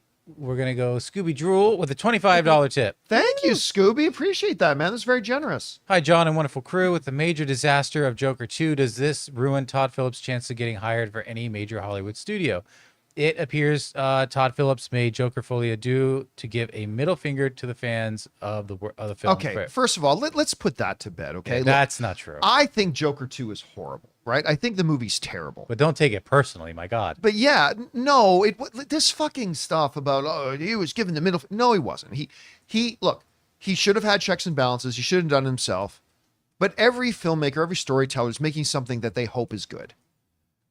And sometimes it doesn't work out. I personally like Todd Phillips very much. I've had a chance to sit down with him and interview him a couple of times. I like a number of his films. I loved the first Joker. Hangover is an all-time classic. I mean, look, he's made a lot of stuff I really like. And sometimes you have bad days at the office. What I do think is that it will give studios pause for him doing sequels, and it will absolutely give studios pause if he ever comes in and asks for full creative control. I think that won't happen. But yeah, listen, if I'm a studio head, do I still work with Todd Phillips? Absolutely. He's made some wonderful films. Yeah, you just have guardrails like we were talking about. Yeah. Guess what? Shohei Ohtani strikes out. It happens. He's the best baseball player in the world. He'll strike out. He'll hit into a double play. You say, wow, that guy just struck out. Pull Shohei. Bench him. His career's over. He's over. It's over. No, listen. Joker 2 was clearly a very bad day at the office, and mistakes were made and all that kind of stuff. But if I'm a studio head, do I still work with him? Absolutely, I do. Because hopefully he learned a lot of lessons from it. Anyway. All right, what's next? Natan says, the good thing about Penguin is that they let villains be villains and don't try to redeem them. Imagine if they let Boba Fett be an anti-hero on his own show. or the witches in the Acolyte be villains and not try to make them look misunderstood. Matan, I feel like for once, agree with everything you've said. Time out. Where in Star Wars is it ever said that Boba Fett is evil? Where? Anywhere. He's a bounty hunter. Yeah. He's hunting bounties. He got hired, went out, did a job. Is he unscrupulous? Sure. Does he have negotiable ethics? Sure. But nothing in Star Wars ever suggested that Boba Fett was straight up evil. No, but my problem was that he didn't know how an underworld worked. Yeah. He's like, how does this happen? No, How do they... crime syndicate. There's a lot of problems with that freaking Book of Boba Fett show. Make no mistake. But what I'm saying is, he was a bounty hunter. He hunted bounties. That's what he did. Yeah. As far as the witches in the Acolyte were never supposed to be evil. There was nothing about them. They didn't redeem them. They weren't supposed to be evil. I don't mind the idea of redeeming characters. That can actually be really cool. We all love redemption stories. What I'm not really big on is reimagining villains as heroes. And yeah, the nice thing about Joker is while it does humanize him and give him traits we can relate with and see that even in the most vile of characters, there are good traits. He loves his mother. Can we all agree that's a good thing? Loving your mom's he loves his mom. So did Norman Bates. So did Norman Bates. I like that. But, he sees something in a kid that reminds him of himself, and he thinks, I want to give this kid a shot because no one gave me a shot, or what. There's good things about him, but they never take away that he is a sack of shit, that he is an asshole. And that keeps, and I love the fact that they show both of them without trying to reimagine him. No. He was never all that bad. He was just misunderstood. Yeah. No, and I like the fact that they're doing that. All right, what's next? Scooby Drool says, "Hey John, big fan of the 28 Days Later franchise, and I'm giddy with excitement that 28 Years Later is coming out next. Yeah. Finally, after all these years of waiting, it's happening. A third 28 Days Later film. Are you excited? Were you ever a fan?" I am excited. Listen, I'm going to admit, I'm not as big of a fan of the 28 franchise as other people are. I like them. I'm pro on them. I just don't love them. I think I like the first one better than the second one. With the guy from the Full Monty. I keep forgetting the actor's name. Oh, yeah. Well, he was also in Train Spotting. He was also in Train Spotting. He was also in like a Stargate show that took place in deep space on a spaceship. Anyway, I keep forgetting the actor's name. The chat will. What's his name? The chat will let us know. They always do. Robert Carlyle. Yeah, Robert. Thank you. Carlyle. Majestic Jefferson in the live chat was the first person to say it. But I am excited about the second one. I love the people behind the scene that are involved with it. The whole directing scenario for it. I think they're going to do multiple movies, they said. So I'm actually looking forward to seeing what they do. All right. What's next? The Dumb of All Fears says, you said for years that Netflix cancellation rate really isn't that far off from the days of network TV. That's likely true. So why do streaming cancellations seem to get under our skin and annoy us so much more? Because we're not invested in a whole season. We just usually got a pilot on networks. See, that's the thing. Like a lot of shows that get pilots made, you never see. You'll never see them. There was a show. I'm trying to remember the actor's name now. And anyway, Aaron Cummings. Look, our friend Aaron did a lot of pilots. Oh yeah. A lot of journeyman actors. I mean, it's just huge. You do pilots. Including with some very famous actors that never got picked up. They produced a full pilot and it never got picked up. It happened many times.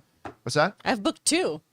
Really? And then no one's ever seen them. Came to pass. Yeah. Sometimes they cancel the series. Sometimes they make a shift in the cast. Yep. Yeah. What I think though that is jarring for audiences, the difference between cable television and streaming. This is where it gets jarring. The shows that are getting canceled with streaming are the shows you watched. Mindhunter. Oh, which one? Mindhunter makes me Mindhunter. so mad.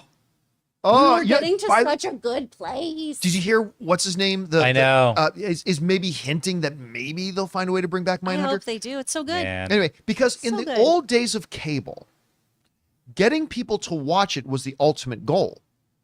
The more people that watched it, the more sponsorship money that the show made, and therefore continued. So shows that were popular and people watched never got canceled. The ones are the ones you never heard of because people weren't watching them. On streaming, that's not how they made their money. It's starting to change. But on streaming, it didn't matter if 5 million people watched a show if it didn't bring in new subscribers. Because literally a streaming service, I want you to think about this. A streaming service made the exact same amount of money on a show that had 5 people watch it and a show that may have had 5 million people watch it. The only difference would be, did either of them bring in new subscribers? And if shows weren't bringing in new subscribers, then having the show and continuing to run the show actually cost the streamer money. That was a different paradigm than the way it was in cable. We're just getting eyeballs on the show was how you made money. Streaming, that wasn't the case. And so that's why you can get a show where they can look at the data, like get a show that was really popular for 2 seasons, but they look at the data and saying, yeah, a lot of our subscribers are watching it, but they're already subscribers. Mm-hmm. The analytics tell us that nobody's subscribing to the channel or nobody's subscribing to our streaming service to watch this. Therefore, that show is costing us money, but not making us any money, even though a ton of our subscribers are watching it. And therefore they go, yep, cut, and they kill it. Yeah. Now, that is starting to change a little bit because streaming is moving more and more towards the cable TV model where they want to all be ad supported. Yep. That means with commercials, the more people that watch a show, even if it doesn't generate any new subscribers, they're making money because the more people that watch it, the more the advertisers are paying. So we'll see if that'll start to change things moving forward. All right, what's next?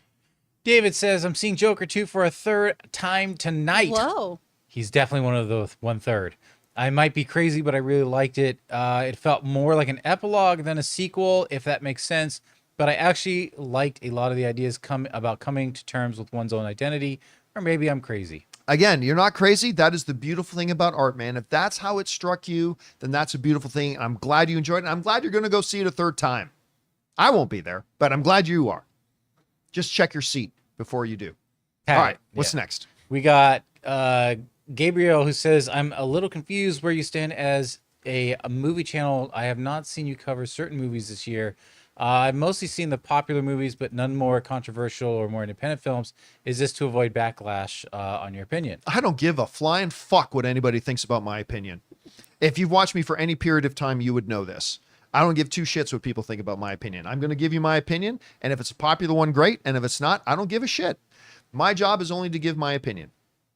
But I am also a film fan who, listen, I've been covering films for nearly 20 years.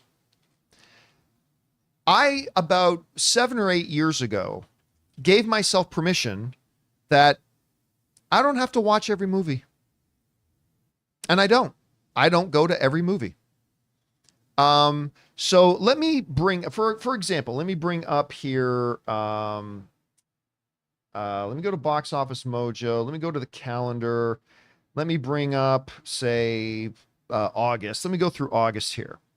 I did not go to see Harold and the Purple Crayon What? with Zachary Levi. Didn't look like it appealed to me. I did see Trap. I like Trap. It wasn't as good as I was hoping it would be. Third act was kind of a bummer. Yeah, but I still got a kick out of it. I didn't see Firing Squad. I did see Coop, but I saw it late. So I never, like, if I don't see a movie on its absolute opening, this has been true ever since I was at AMC. I don't review a movie if I watch it late. I actually did like this. I don't think I've even heard of it until you just scroll down. Yeah, it's Peter Skarsgård. I love him. I can't remember the name's right here. Yeah, Billy Magnuson. Billy Magnuson, who is just in the Roadhouse remake. Okay. As the asshole bad guy. Anyway, I actually did kind of like that. I didn't see Cat Video Fest. I didn't see Sebastian. I didn't see Army of Shadows. I certainly didn't see Saving Bikini Bottom, the Sandy Cheeks movie. Oh, it's SpongeBob. SpongeBob. Yeah, no, I Could have been something else though, Yeah. yeah, I did not see Boot Camp. but Ponyo was a re-release. I love Ponyo so much. I did see It Ends With Us. I did see Borderlands. I did not see Cuckoo. I wanted to. Went out of the theaters too quick. Yeah, anyway, so going back to my AMC, like back when I was at AMC, I was literally out of the house 4 nights a week going to screenings and movies. And I was like, you know what? I'm not going to do that anymore. I'm going to go, because I am not a film journalist. I'm a film fan. And so there are going to be a lot of movies that I see and a lot of movies that I don't. Why? Well, why don't you watch all the movies? Because I don't fucking have to. That's why. Just like no film fan sees every movie, neither do I. So I watch the movies that I watch, and then I talk about the things that I enjoy. And yeah, that's pretty. But I certainly didn't say, where's a movie I didn't see? Right. So I certainly did not avoid, you can bring this up. I certainly didn't avoid Ryan's World, the movie, Titan Universe Adventure. I didn't not see that movie because it's controversial or I'm afraid of what people, it's just, I looked at it and said, that doesn't interest me. Yeah. So I didn't go see it. You wanted to see Penguin Friend, but I think you ran out of time. Yeah. Yeah. I finally saw it on streaming, but again, it was way too late. I wanted to see Skincare. I love Jean Reno. Like ever since The Professional, I've been a huge fan of his. Anyway. Skincare was another one that it left theaters too quickly. I couldn't, Well, and this is also why there's other people on this panel too, where Yeah. We'll watch something that I have no desire to watch because it's a horror movie. Mostly Jonathan goes and does that. Or I've watched so much television. And so that's why when there's a TV show, it's usually, oh yeah, I've watched that. That's really great. Yeah. Everyone's opinion is going to be different. And there's too much stuff, honestly, that if we watched everything, we would not interact with other human beings ever. Yeah. But here's the thing, like the Crow. I didn't go see The Crow. Yeah. I just heard not great things about it. I looked at it and said, meh, do I really want to spend, like, do I want to stay home and watch the football game tonight? Or do I want to go see The Crow? And I decided I want to stay home and watch a football game that night. It wasn't because it's controversial or whatever. See, here's what happens. There are people out there. I can't remember what there's a more recent one that has a very distinct political. Oh, I know what it is. What is it? Am I Racist or something like that? Mm-hmm. Is the name? Whatever. Just another one of the many movies I looked at that, that doesn't look interesting to me, so I dodge it. But here's what happens. When there's a movie I don't go see, and there's many every month that I don't go to see, but when there's one that somebody else wants me to see, and if I don't go see that, hey, John, how come you're not talking about this movie? Well, I'd say, why aren't you asking me why I didn't talk about Strange Darling? Why are you only asking me about this one? Oh, because you have an agenda. That's right, because you have an agenda. So like, they don't ask me, John, why didn't you see Strange Darling? Why aren't you talking about Strange Darling, John? We could talk about Tokyo Cowboy. Because the reason they're not asking me why I didn't see Strange Darling, because Strange Darling isn't a part of their agenda. Right. But honestly, no, there are just some movies that come out that I just look, say, okay, that doesn't interest me. I'm not going to waste my time to go see it. That one does interest me. I'll probably go see that one. That one doesn't interest me. I hope it's good, but I'm not going to go see it. This one I am going to go see. And so, yeah, I just, back in the AMC days, I just realized I didn't have to kill myself anymore to try to get out and have my ass in a movie theater 4 or 5 nights a week. And that's why. But it is every once in a while. You can always tell when there are people with an agenda. And if there's a movie that comes out that happens to fit with their agenda, they then get outraged that I'm not reviewing that one movie. I'm like, why weren't you outraged that I didn't review those other 3 movies? Well, because it's not a part of their agenda. So anyway, yeah, no. When I go to see a movie, I go because I think it looks interesting to me. When I don't go to see a movie, it's just because I don't think it looks interesting to me. It's really as complicated and as simple as that.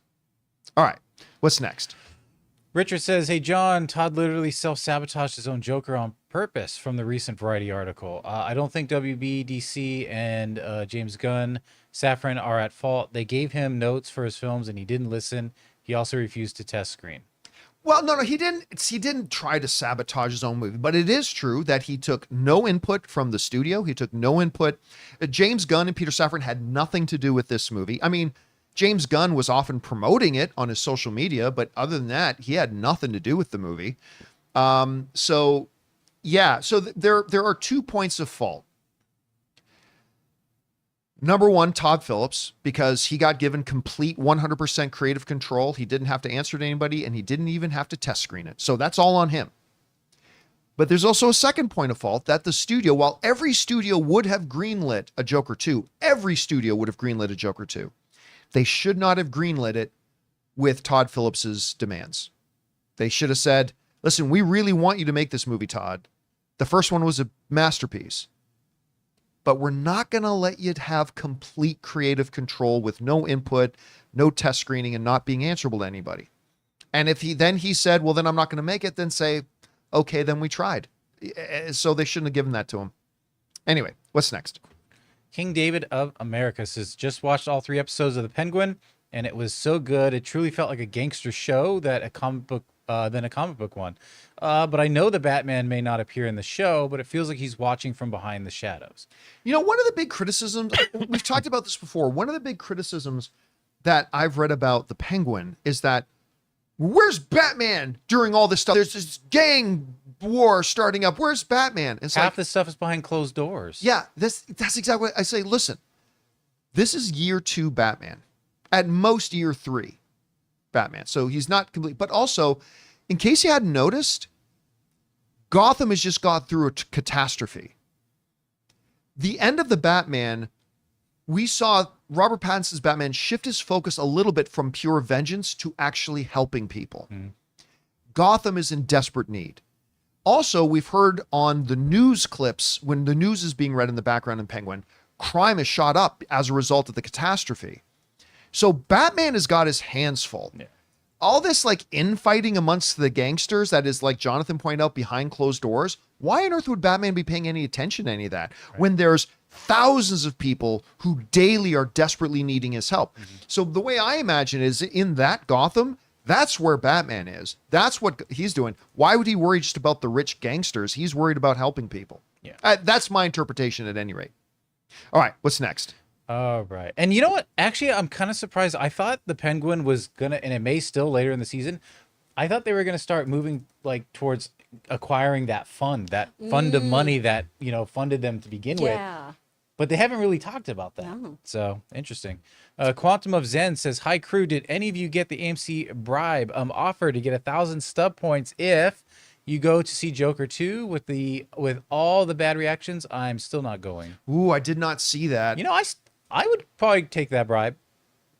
1,000 points. What does the 1,000 points get you? No, actually, only 1,000 points isn't that much of a bribe. Never mind. Actually, yeah. Let me open up my Stubs I think you need 5,000 points for $5 credit. Is it 5,000 or 500? No, it's not in the hundreds. That's for sure. Yeah, because if it's 1,000 points, then that literally is $1. Yeah, nah. Let me see here. So right now I've got. You can keep your points. I'm not taking this. I'm opening up my rewards. Yeah, it's 5. Yeah, it's 5. It's okay. Yeah, so it's $1 per 1,000 points. Right. So when you get 5,000 points, you get a $5 reward. Right. That you can use on stuff. So if they were giving us 5,000 points points all the time. So if they give you 1,000 points, that's literally giving you $1. Yeah, nah. Now, make it 100,000 points.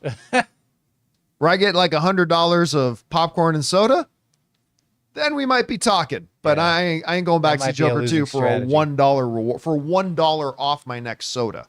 I ain't doing that. All right, what's next? Bicycle Thief says, "Hey crew, what is your favorite Italian film? Mine is Cinema Paradiso. It's a love letter to cinema and beautiful coming of age story. Like Salvatore, I also left my small Italian town for a better life. The film always makes me nostalgic and tear up. I love Cinema Paradiso. That's a beautiful film. It's wonderful, but by far, one of my favorite movies of all time is Life is Beautiful. Yep. By Roberto Benigni. I've told the story, but I watched that movie in a movie theater in Saskatoon, Saskatchewan, Canada, and there were a number of bikers in there who I guess they decided to make a go of it, and even they were crying. I mean, you can't watch that movie and not be in tears at the end. It'll break you. And Roberto Benigni won an Academy Award that year as well. Climbed all over the chairs. Remember? That's right. I remember that. It is so good. If you haven't seen Life is Beautiful, man, absolutely watch Life is Beautiful. Yeah. All right, what's next? Cena from Bands is not sure if there's any updates with the Joaquin Phoenix movie he walked out on, but it got me thinking, is Joaquin Phoenix the actor version of Kawhi Leonard, the basketball? Oh, Kawhi. I don't know. He kind of seems like, what's his name from Godfather? What can't I think the actor's name? Who's difficult to work with? Marlon Brando is kind of feeling like that. I mean, Kawhi Leonard isn't difficult to work with. He's just always injured. But he did win an NBA championship for Toronto, so I'm always going to love him for that. No, listen, I don't understand what that whole situation was about. There are some people out there who try to put a twist on it, that the reason Joaquin walked away from that movie he was supposed to be in is because he didn't want to be a gay character. But it was his rights. The movie was his idea. Yeah. He came up with it. And they agreed to do it and finance it because he was going to star in it, and it was his idea, and he had this great idea so no, he didn't walk away from it because he didn't want to play a gay character. Playing a gay character was his idea in the first place. But it is really concerning. This is now, I believe, the second time that he has agreed to be in a movie, and then the studio put the wheels in motion and actually invested money in it and spent money and got everything pulling together, and then he dropped out before the movie started shooting. I still have not heard any more details of it, but it's not I love Joaquin Phoenix. It's not a good look. It certainly is not a good look, but I'm sure someday we'll find out more about it. Gonna have to put a walk clause in his contracts from now where it costs him. Yeah, if you walk at any time between this period and this period, you got to pay us $2 million or something like that. All right, what's next? John, what would it? Oh, sorry, Mr. I. John, what would it take for a movie on your unholy trinity to be knocked off? If you go to by cinema score, Joker 2 is lower than 2 of them. Catwoman has a B. That's crazy. Battlefield Earth is a D plus. Highlander 2 is unscored. Joker 2 has a D. I don't give a shit what the cinema score is. My eyeballs. That's my eyeballs are the test of what's on my unholy trinity of the worst films ever. I can't believe that. That can't be true. Can it? Let me just look up something here quick. Catwoman. I cannot believe that would be a B. Who graded this? 8% on Rotten Tomatoes. 8% on Rotten Tomatoes. On Rotten Tomatoes, Catwoman has an 18% audience score. Yeah. 18%. I can't believe it got a B. I mean, maybe it did, but maybe somebody switched the results accidentally or if it didn't calculate properly. But anyway, no, I don't care what anybody else says about a movie when I'm determining if I like it or not. It's just whether I like it. So when I see a movie, and remember, my unholy trinity is not just any movie. It's a Hollywood produced wide release movie. So as soon as I see a Hollywood produced wide release movie that is worse than Battlefield Earth or Highlander 2 or Catwoman, then it will replace it. But it's going to be really hard for a Hollywood produced wide release movie to be even worse than this. And Joker 2 isn't worse than any of those three. It's just really bad. All right, what's next? Sun Tzu. Hey guys, I've been watching Foundation on Apple and I love it. I'm not into fan casting, but I got to tell you, if we were getting a new X-Men roster, I think the dude Lee Pace would be a perfect Magnus. Granted, he was Ronin in Guardians, but he had makeup on. Yeah, it's one of the rules. If you were blue once, you get to be a person. Lee Pace as a Magneto. You know, it's funny. I was just telling people I just did a rewatch this weekend of the Hobbit movies. Of course, in which Lee Pace plays the Elven King, who is the father of Legolas, and he's really good in it. Of course, he speaks just like Empire in Foundation. Like I realized that watching Hobbit again, it's like he's talking exactly like the way he talks as Empire in Foundation, but I didn't care. He would make a really good Magneto, actually. Yeah. I mean, if they're going for that younger Magneto and all that kind of stuff, that's all, reliant on them going for a younger Magneto. Magneto. He'd be pretty good. And Halt and Catch Fire. Yeah. Mm-hmm. Is that the one he did with about the making computers? Yeah. Oh, he's so good in that. Mm-hmm. So good in that. All right, what's next? Fulea Poo says, hey crew, been on vacation, so I've missed some shows, so apologies.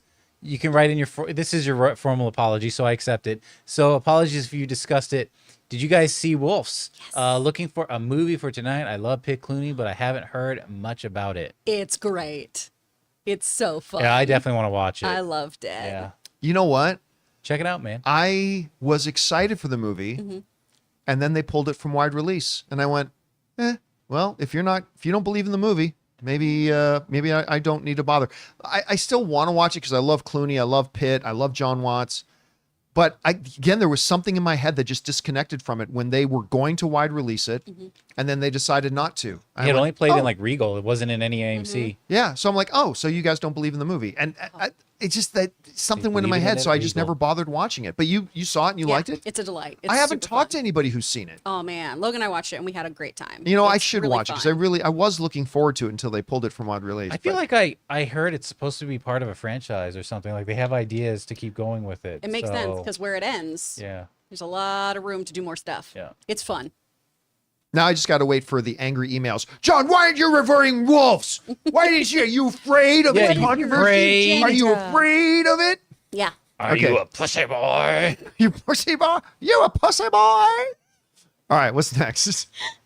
Anonymous, if Chris is on today's show, is your husband playing any scary games? Has he ever tricked you into watching a scary game? Oh, Anonymous, why would you think my husband's aiming to divorce me? Like, what?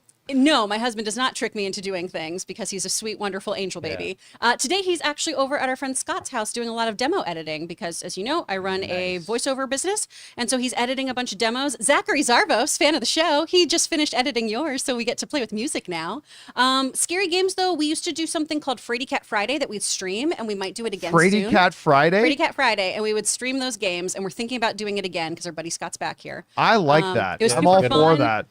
Logan loves scary movies, but because he suspends his disbelief so much, he's all in, and he loves being scared. So we would play Alien Isolation and things like that, where that one's screaming interacts with. You guys should play that Friday the 13th one, where you have to. You can either play as Jason, or you have to be a camp and you have to like hide. Yeah. And if you make too much noise, they can find you. See, that kind of stuff I love on games. It'd be really, really fun to do. But yeah, he's nice to me. He doesn't try to scare me. He loves me. And that was the last of our tips. All right, and guys, that'll do it for today's installment of the John Campea Show podcast. Thank you so much for being here, making our little show part of your day.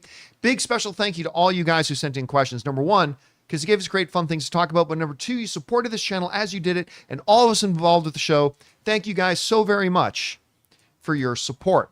I want to thank the people in the room with me, Jonathan Voico. See you guys later. Chris Carr. Bye, you guys. And don't forget, guys, for those of you who are into sports at all, we got another stream coming up over on our Filthy Sports YouTube channel at 4 p.m. Los Angeles time. That's about 3 hours and 20 minutes from now. Make sure you come and join us for that. So that'll do it for us for now, guys. Thanks a lot for being here. My name's John Campea, and until next time, my friends, bye-bye.